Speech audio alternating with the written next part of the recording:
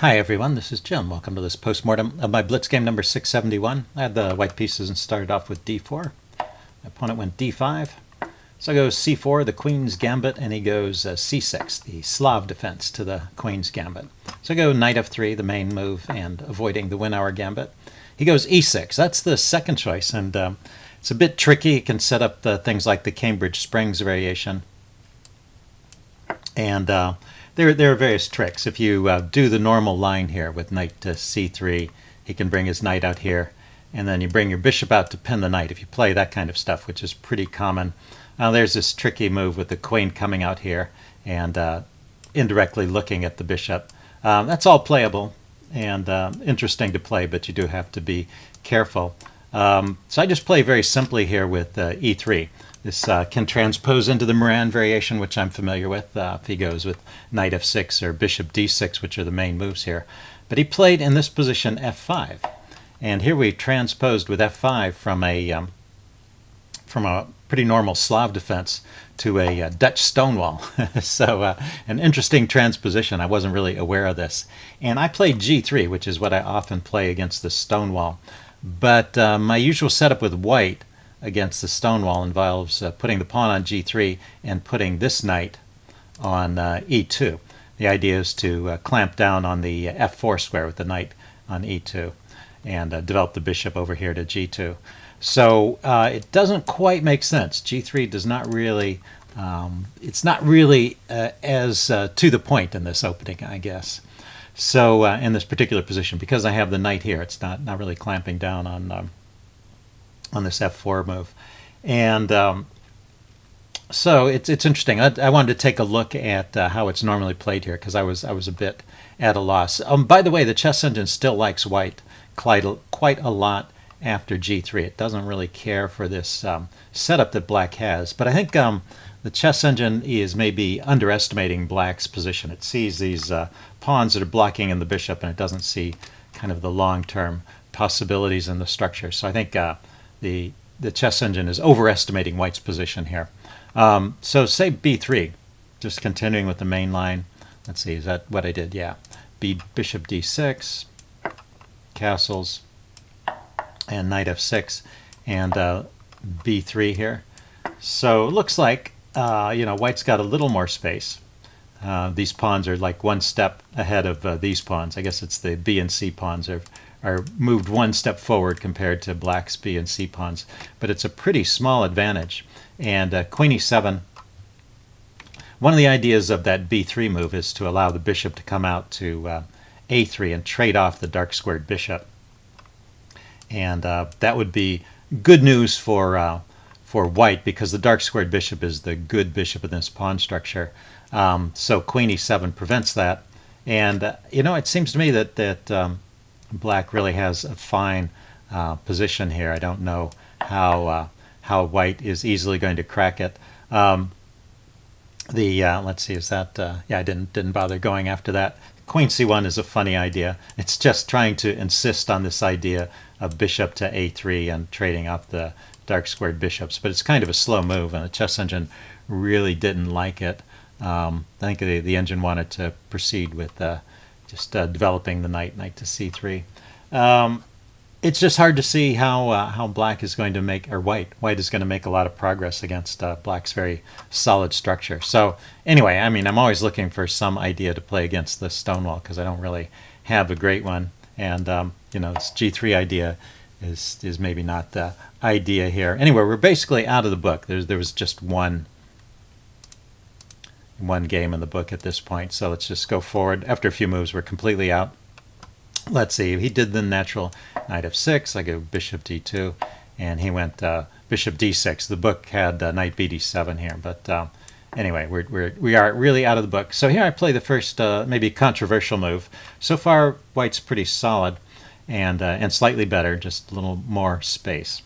Do you really want to play this move? I think it's not bad timing for this move.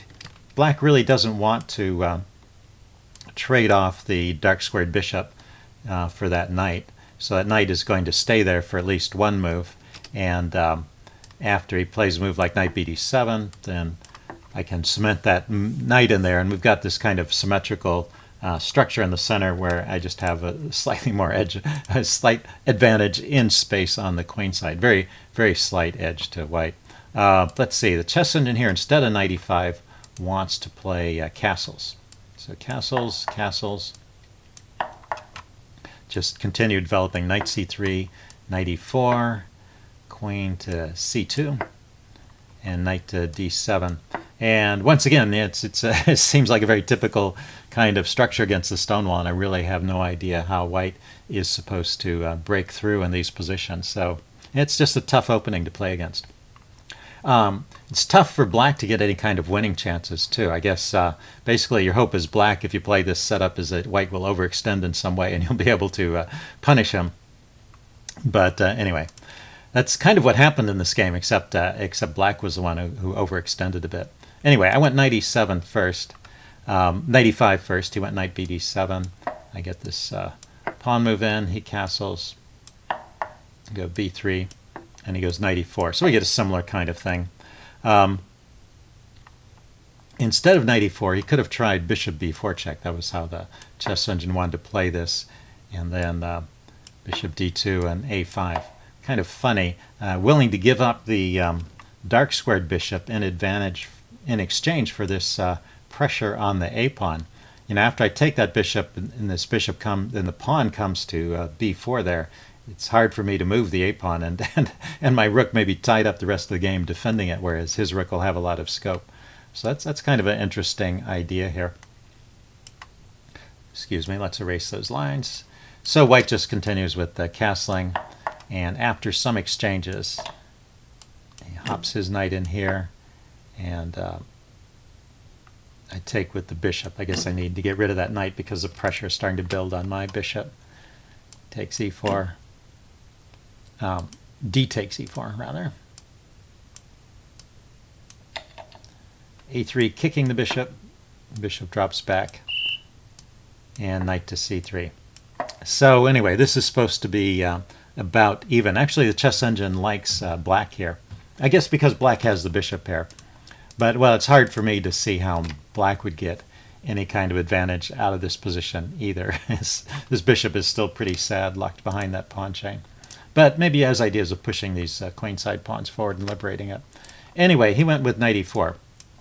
Pretty logical development when you're playing this Stonewall, and that's what I was expecting. I just castled. He goes queen e7. Go knight d2 to challenge the knight. He goes knight takes e5. And here, this is pretty interesting, I thought. There's two ways to take back the knight, and I took back with the d pawn, thinking it'd be useful to have more pawns over here on the king side. But it opens up a diagonal, a square actually, for the bishop. The bishop comes to c5, and with that move, actually, black is a little better. He's starting to put some pressure on my center. So d takes e5 is really the best move here, and bishop b4, something like this. I take, he takes. So, I mean, f takes is the better move. So we both take the f pawns. That the f file opens up. You know, bishop d2. He doesn't want to trade the bishop here. I'm not sure why the a4 trick. It's probably also a good move here. a5 rather, or dropping the bishop back to hold on to it. And this position seems about even, although once again the chess engine prefers white. I guess, like I said, I've got two extra. My pawns are one step further ahead than black's corresponding pawns. Anyway, hard to see these subtle nuances in position there. But this is clear that when I take this way, he gets a good square for his bishop. So I gave him a little something. Well, I take his knight off. That's as much to defend the pawn as it is to get rid of the knight. Although I definitely wanted to trade that knight off at some point. He took here. I went queen c2. And now he made a mistake. So if he just continued, the chess engine wants to play b5, something like this. Say c takes d5, c takes d5, and queen over to d2. I guess the idea is I'm going to defend this pawn with the queen and then maybe develop the bishop over here. It should be okay. But the chess engine likes black a little bit there. Anyway, he played d4, which looks like an interesting idea. If I take, then he takes back, and it's a check, and he picks up the rook in the corner. So I had to struggle. But I found rook b1, which is a good move, although not the best. So the best move here is actually just to go ahead and grab this pawn, because I'm not just getting that pawn, I'm also getting this pawn on h7. Let's see, he can take here, and I need to move my king immediately. Oh, no, I have time. I can throw in bishop takes h7. Then I move my king, get it out of the path of this discovered check, and I'm fine. And I've snagged a pawn over here on the h-file, and this pawn is loose, is hard to defend. It's not loose yet, but it's hard to defend, and I can probably round that up as well. So that would be best play, but rook b1 also is winning. So not a bad solution. The thing is, when he takes here, I can first blockade that pawn with my queen, and then later round it up, and he still doesn't have a great way to defend the e-pawn. Compared to the other line, the main difference is I'm not getting the pawn on h7, but still a winning advantage here. But it's tough to play. So let's see. He went to bishop d7, trying to finally get this bishop into the game. I grab on e3 first. Yeah. Okay. He routes his bishop around, and I grab on e4. So I was able to grab that pawn before he was able to bring his bishop around to defend it. So this often happens in the Stonewall. This bishop routes around like this and finally finds some activity over here. But, well, that took time, and with that time it was just enough for me to round up the pawn. So clear advantage, and I keep the advantage for a while here. This is all good play. I take off the bishop when he challenges it, messes up his pawns a little bit, and let's see, he took this, oh yeah, and then I took this bishop off, and he takes back with the queen, and it went king to g2. And I thought I would have control of this light squared diagonal so he wouldn't so easily check me. He comes over here, rook a to d8. I challenge, and the other rook. I challenged with the f rook, rook f to d1. And so he goes queen back to e7, defending his rooks. I take off one pair of rooks and bring the rook over. And then he played g5. And so right here is the first little mistake. The chess engine wants me to just keep trading. So take this guy off and then play queen to g4. And this is a key idea. It's funny. It lets his queen come in with check, but my king can find safety over here on h3, and then I can start rounding up these pawns. My queen is hitting all of these pawns. So even though he can grab a pawn over here on the queen side, I can take some pawns with check and start pushing them through. And once these pawns start coming forward, I can generate mating threats against his king. So that's the way to play for a win here. I went with rook d3, thinking that if he exchanged, at least my queen would be in a good position to defend against some of these checks here. It'd be a nice central location for the queen. But he takes here first. This is a good play from black. I take back, and he brings his queen over here to h4. So I took the rook off at this point because it started to get kind of tricky. He can distract my queen, perhaps. I can't really defend everything with the queen and also defend the rook here. So it felt like my queen was getting a bit overloaded. I take off. He takes back with the queen. It also drags his queen back away from my king side over here. I played my king up to f3. And he went queen to d4. And I went queen g2. And after queen g2, it's a draw. So after rook d3, there's still an advantage to white, but it's difficult to win.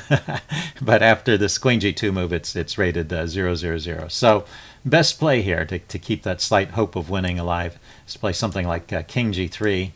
And then I saw this check coming in, but the king can hang out over here. And I've still got a one-pawn advantage, and I can try and play for that. But it would be difficult to win this. My best chance here was back on move 25, when I should have continued playing, exchanging, and getting my queen to g4. Anyway, let's see. Another idea here would be to play queen c2. Just try and put my queen in a place to control all these checks. Still hard to see how I could win this. Let's see, queen to c1, allowing queen d3 check, queen here, queen d1 check. It looks like black starts getting a lot of checks, but apparently I can walk away from them somehow. Anyway, after the move I played queen g2 here, looking at the king side, maybe wanting to get up to g4 and look at that pawn. But and now I'm just too exposed, and there's no avoiding the checks. So the evaluation immediately went to 000 on the chess engine. So this is just a draw by perpetual check. And I tried a few things, but there was nothing here. So yeah, we just reached. I didn't try anything. I just went back and forth, and the game was drawn. But the chess engine said there was no hope at that point. So anyway, a pretty interesting game. Hope you guys liked this. Leave any comments you have in the section below, and I will see you again soon. Bye.